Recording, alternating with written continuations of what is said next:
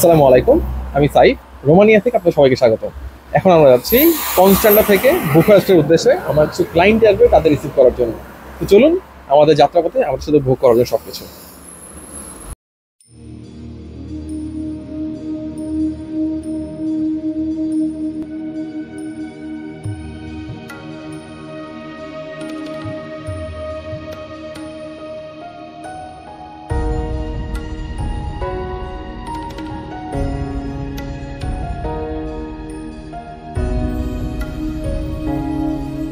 রোমানিয়ার train journey বা ইউরোপের train journey, বাংলাদেশের ট্রেন জার্নি সম্পূর্ণটা হচ্ছে একটা ডিফারেন্ট জিনিস। আসলে আপনাদের মধ্যে অনেকেই একটা মানে কমন ধারণা নিয়ে থাকেন, যারা বেসিক্যালি মিডল ইস্ট থেকে আসবেন। এদের অনেকে একটা কমন ধারণা থাকে যে আমরা আসলে ইতিমধ্যে অলরেডি বিদেশে অনেক বছর সময় অতিবাহিত করছি, আমরা আসলে মোটামুটি সব ধরনের কাজ করতে পারবো। এই ধরনের একটা আপনাদের মনের মধ্যে একটা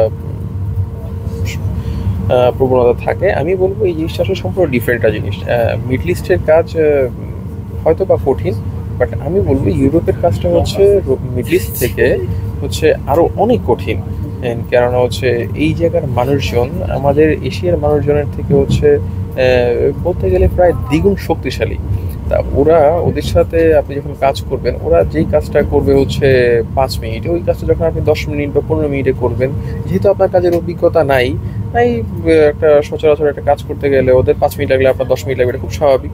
তার মধ্যে ওরা যদি হয় শক্তিশালী, সেখানে ওরা যদি এই আরও আগে কাজটা করে ফেলে এবং সেই কাজটা যদি আপনি 10 মিনিট 5 মিনিটের কাজ ওরা করে ফেলছে, আপনি সেই কাজটা যদি 15 মিনিটে করেন, তবে সেই ক্ষেত্রে কোম্পানি কখনোই আপনাকে রাখতে চাবে না, বলবে সে স্লো, সে আপনাকে কেন এত টাকা বেতন দিবে।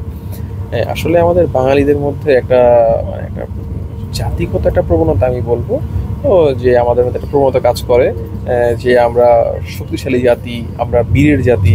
বাট বিষয়টা আসলে সম্পূর্ণ ভিন্ন। আপনি যখন বিদেশে আসবেন, আপনি তখন বুঝতে পারবেন আসলে আমরা একটা ইউরোপের মানুষের তুলনায় কতটা দুর্বল। এটা আমাদের শারীরিক কাঠামো বলে বা আমাদের কাজের দক্ষতার দিক দিয়ে বলে না কেন, আমরা অনেক দিক দিয়ে তাদের পিছায় আছি। এই জিনিসগুলো হচ্ছে আমাদের প্রচুর ব্যাকফুটে ফেলে দিচ্ছে। যার কারণে আমি আপনাদের একটা জিনিস অনুরোধ করব, যারা আপনারা বিদেশে আসার জন্য চিন্তা ভাবনা করবেন, শুধু ইউরোপ, রোমানিয়া বা যে দেশে যান না কি জন্য, আমি আপনাকে একটাই কথা বলবো, আপনি অবশ্যই কোনো না কোনো কাজ শিখে তারপরে আসবেন। কাজ যদি শিখে আসেন, সেটা যেই কাজ হোক না কি জন্য, আপনি যেই কাজ পারেন বা যেই কাজ আপনার ভালো লাগে, আপনি সেই কাজ শিখে আসেন। হয়তো রোমানিয়াতে কাজ না থাকতে পারে, ইউরোপের অন্য কোনো না কোনো দেশে আপনি সেই কাজ অবশ্যই মিলাতে পারবেন, এবং সেই কাজ যদি পারেন অবশ্যই আপনার জন্য ভালো অপরচুনিটি আছে। কিন্তু আপনি যদি কোনো কাজই না পারেন, তবে এই জায়গাটা এসে আপনি একটা চরম বিপদে পড়বেন। কারণ এই জায়গায় হচ্ছে ওরা আনস্কিল লোক এখন নেই না। কারণ আমাদের বাঙালিরা হচ্ছে বেশিরভাগ এখানে আসে, আসার পরে চলে যায়, যার কারণে ওরা বাঙালি নাম শুনলে এমনিই ভয় পায়। তার উপরে যদি হয় আনস্কিল ওয়ার্কার, সে কিছুই পারে না, পরবর্তী তারা বাংলাদেশিদের এর আসলে এখনও যা টুকটাক চান্স আছে, এই জায়গাটায় আর বাংলাদেশে তারা নিবেই না। আপনি একটু লক্ষ্য করলে দেখতে পারেন 2025 সালে তারা আরও 3 লক্ষ লোক নিবে, এরকম একটা সার্কুলার দিচ্ছে।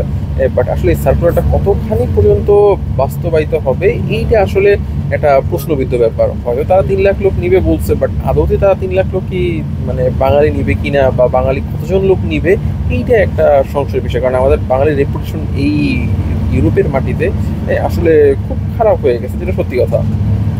যেই কথাটা ছিলাম, আপনারা অবশ্যই অবশ্যই আপনারা যেই দেশেই যান না কেন, অবশ্যই কাজ শিখে পরে আসবেন, যেন অ্যাটলিস্ট ওরা যেই কাজটা 5 মিনিটে করে, আপনি সেই কাজটা যেন 10 মিনিটে হলেও সেই কাজটা যেন করতে পারেন এবং প্রপারলি করতে পারেন। আপনি যদি প্রপারলি করেন, তখন আপনি তারাও একটা জিনিসটা কনসিডার করবে যে আপনি তাদের থেকে, যেহেতু একটা ভিন্ন দেশে আসছেন, ভাষাগত একটা প্রবলেম আছে বা আপনার কাজটা বুঝতেও সময় লাগবে, যার কারণে তারা বিষয়গুলো কনসিডার করবে। বাট আপনি যদি কাজটা নাই পারেন, তারা কি কনসিডার করবে? আর এই জায়গা থেকে তা আপনি অবশ্যই কাছ থেকে বাদ হয়ে যাবেন। আর আমি যেহেতু রোমানিয়া আছি, রোমানিয়ার বিষয়ে একটা খুব বাজে একটা দিক হচ্ছে, আপনার যদি কোনো কারণে টিআরসি পাওয়ার পরেও আপনার কোম্পানি যদি বের করে দেয়, আপনার হাতে 90 দিন সময় থাকবে। এই 90 দিনের মধ্যে আপনি যদি পরবর্তী নতুন ওয়ার্ক পারমিট অ্যারেঞ্জ করতে পারেন এবং টিআরসির জন্য অ্যাপ্লাই করতে পারেন, তবে আপনি বৈধ হতে পারবেন। এখন তার আগে আপনি কখনোই বৈধ হতে পারবেন না।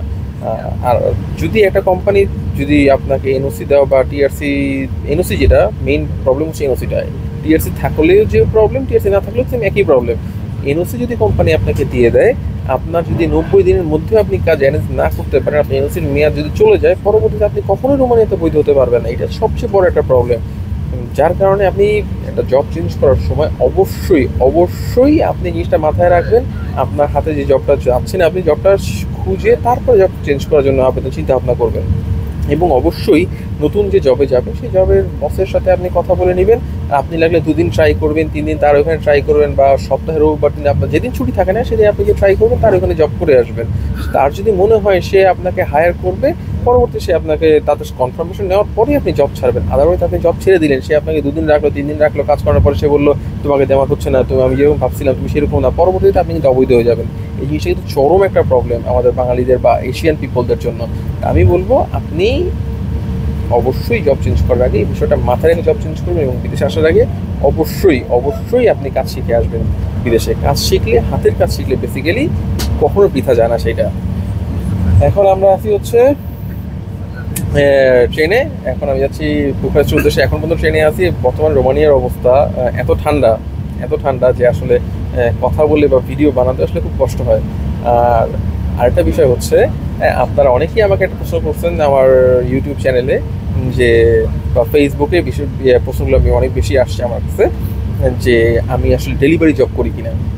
আসলে আমি এই মুহূর্তে ডেলিভারি জব করি না, আমি হচ্ছে একটা অন্য জব করতেছি। বাট আমার কিছু ছোটো ভাই ডেলিভারি জব করে বিধে তাদের কাছে এক্সপিরিয়েন্স, যেটা তাদের এক্সপিরিয়েন্স ছিল, যেটা তাদের এক্সপিরিয়েন্স অনুযায়ী হচ্ছে আমি এই ভিডিওতে, আমার পূর্বের ভিডিওতে আমি এই বিষয়গুলো শেয়ার করছি, যে আসলে ফুড ডেলিভারি কাজ করলে রোমানিয়াতে এই জিনিসগুলো সুবিধা আছে এবং এই অসুবিধাগুলো আছে। আমি তাদের এক্সপিরিয়েন্সটা আপনার সাথে শেয়ার করছি।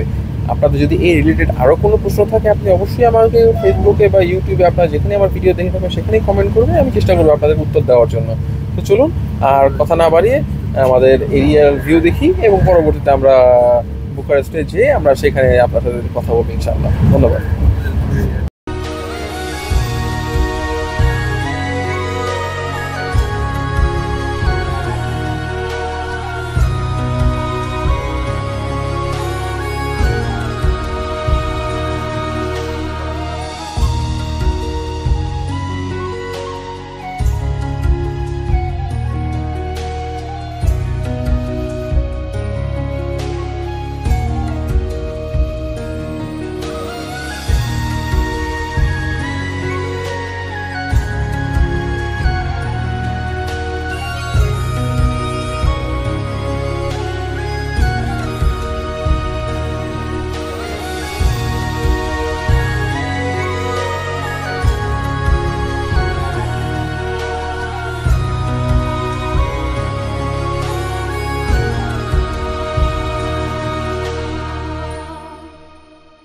আসলে আমাদের ক্যামেরার চার্জ শেষ হয়ে যাওয়ার পরে আমরা আসলে ভিডিওটা কন্টিনিউ করতে পারিনি।